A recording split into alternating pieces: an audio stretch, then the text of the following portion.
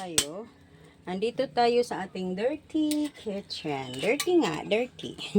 Dito pala tayo sa dirty kitchen. No? So, dito tayo sa likod. Dito tayo the back of the house sa aking kapatid.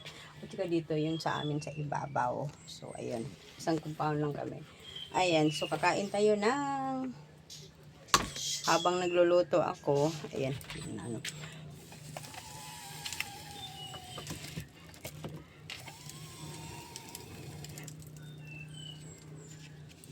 Ayan, nagluluto tayo no, kahoy yung gamit natin. Pero anyway, food lang siya dito.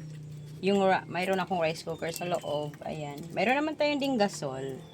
Hindi ko lang ginagamit kasi medyo natanggal siya. So, ayan. Nandito naman yung gasol natin. Hindi ko lang ginagamit kasi medyo natanggal po siya. So, pagdating na sa may-ari, hindi ko alam.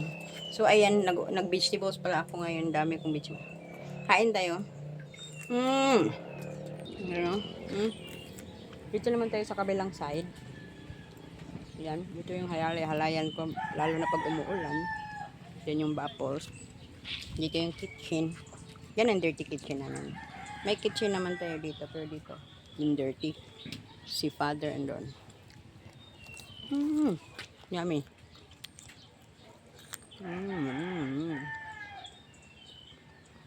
Pipino.